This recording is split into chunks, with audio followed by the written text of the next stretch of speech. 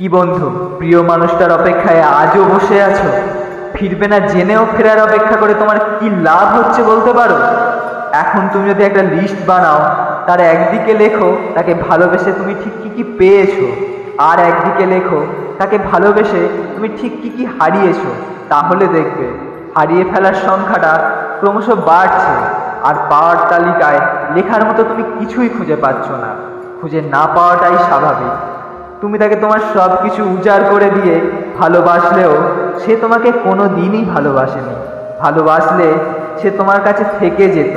জীবনে যতই কঠিন পরিস্থিতি আসুক না কেন, সে নানান অজুহাতে তোমার থেকে দূরে সরে যেত না, থেকে যাওয়ার জন্য একবার হলেও শেষ চেষ্টা করত।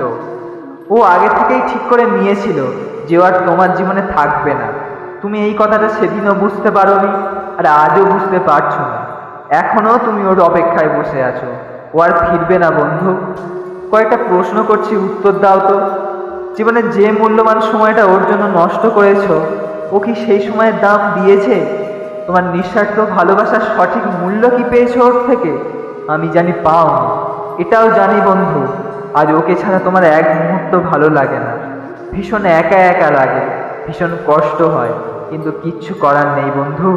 তুমি তো নিজেই দেখতে পাচ্ছ যে ও তোমাকে ছাড়া দিব্যি ভালো আছে, খুব আনন্দে আছে, হয়তো অন্য কাউকে নিয়ে সুখে আছে। যদি সেই মানুষটা তোমাকে ছাড়া ভালো থাকতে পারে, তাহলে তুমি কেন পারবে না?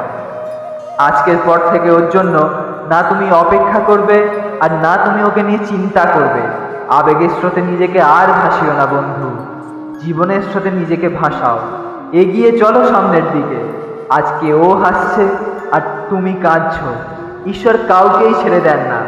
তোমার জীবনে এমন একটা দিন আসুক, আমি চাই, যেদিন তোমার প্রিয় মানুষটা কাঁদতে কাঁদতে তোমার কাছে এসে বলবে, আমি ভুল করেছিলাম। তোর থেকে বেটার কাউকে খুঁজতে গিয়ে যে আমি বেশটাকে হারিয়ে ফেলবো, সেটা বুঝতে পারিনি। নিজেকে আজ এমনভাবে তৈরি করো যাতে সেদিন তোমার প্রিয় মানুষটার প্রত্যুত্তরে বলতে পারো, সেদিন তুই ঠিকই করেছিলিস।